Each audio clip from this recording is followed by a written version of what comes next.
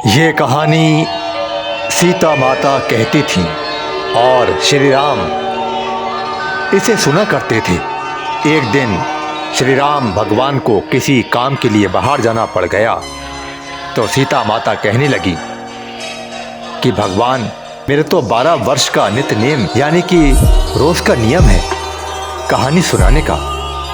अब आप बाहर जाएंगे तो मैं अपनी कहानी किसे सुनाऊंगी।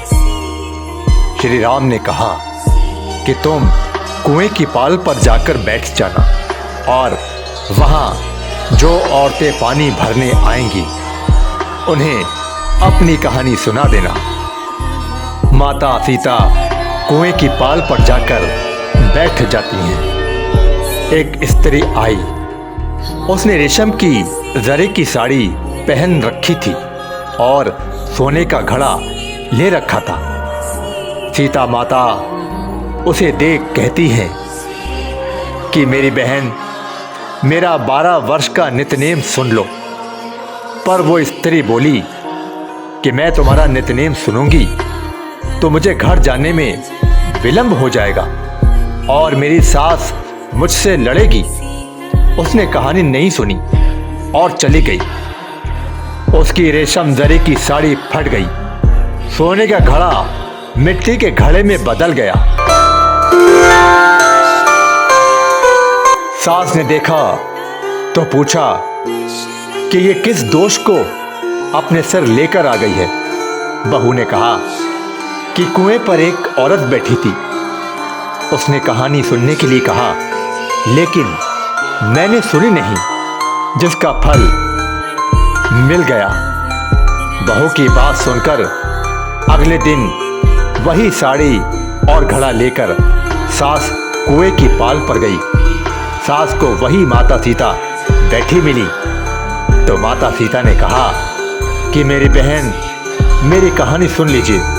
सास बोली कि एक बार छोड़, मैं तो 4 बार कहानी सुन लूंगी।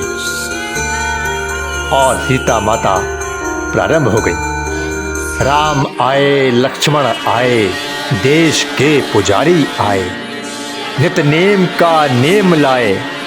आओ राम, बैठो राम, तपी रसोई जियो राम, माखन मिश्री खाओ राम, दूध बताशा पियो राम, सूत के पल का मोठो राम, शाल दुशाला पोठो राम, शाल दुशाला ओढ़ो राम। जब बोलूं जब राम ही राम, राम सवारे सबके काम, खाली घर भंडार भरेंगे, सबका बेड़ा पार करेंगे। श्री राम, जय राम, जय जय राम। सास बोली कि बहन, कहानी तो बहुत अच्छी है। कहानी सुनकर सास घर चली गई और उसकी साड़ी फिर से रेशम जरी की बन गई। मिट्टी का घड़ा फिर सोने के घड़े में बदल गया। बहू कहने लगी, सासू माँ, आपने ये सब कैसे किया। सास ने कहा कि बहू, तू दोष लगा के आई थी और मैं दोष उतार कर आ रही हूं। बहू ने फिर पूछा कि वो कुएं वाली स्त्री कौन है। सास बोली कि वे माता सीता थीं। वे पुराने से नया कर देती हैं, खाली घर में भंडार कर देती है। वो लक्ष्मी जी का वास घर में कर देती हैं। आदमी की जो भी इच्छा हो उसे पूरा कर देती हैं। बहू बोली कि ऐसी कहानी मुझे भी सुना दो। सास बोली, ठीक है, तुम भी सुन लो। और सास ने कहानी शुरू की। राम आए, लक्ष्मण आए, देश के पुजारी आए, नित नेम का नेम लाए।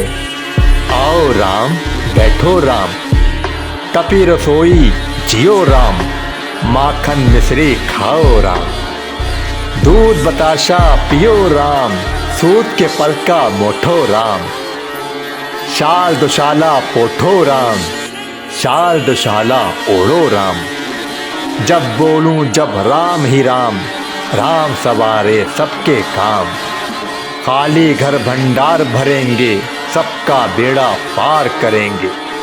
श्री राम जय राम, जय जय राम।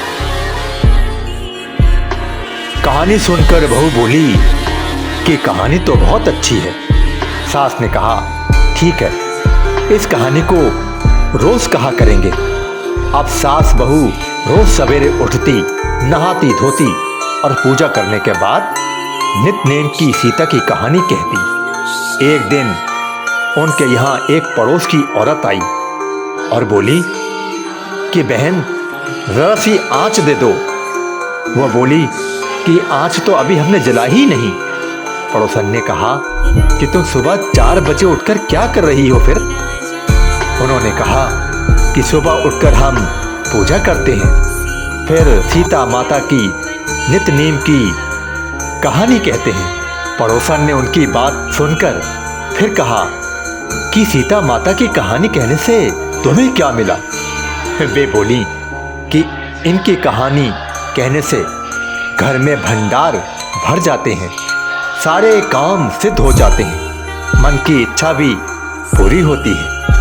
पड़ोसन कहती है कि बहन, ऐसी कहानी तो मुझे भी सुना दो। फिर वो बोली, ठीक है, तुम भी ये कहानी सुन लो। राम आए लक्ष्मण आए, देश के पुजारी आए, नित नेम का नेम लाए, आओ राम बैठो राम, तपी रसोई जियो राम, माखन मिश्री खाओ राम, दूध बताशा पियो राम, सूत के पलका मोठो राम, शाल दुशाला पोठो राम, शाल दुशाला ओढ़ो राम, जब बोलूं जब राम ही राम, राम सवारे सबके काम, खाली घर भंडार भरेंगे, सबका बेड़ा पार करेंगे। श्री राम जय राम, जय जय राम। सारी कहानी सुनने के बाद पड़ोसन कहने लगी, बहन, कहानी तो मुझे बहुत अच्छी लगी। अब वो पड़ोसन भी नित नेम सीता माता की कहानी कहने लगी। कहानी कहने से सीता माता ने पड़ोसन के भी भंडार भर दिए। अब तो पूरे मोहल्ले में नित नेम की कथा चल पड़ी। हर किसी की मनोकामना पूरी होने लगी।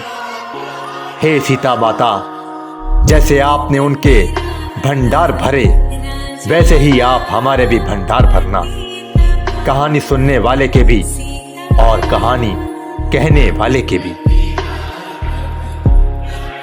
उत्तर प्रदेश, बिहार, हिमाचल प्रदेश, हरियाणा के कुछ क्षेत्रों में आज भी ये कथा चाव से सुनाई जाती है।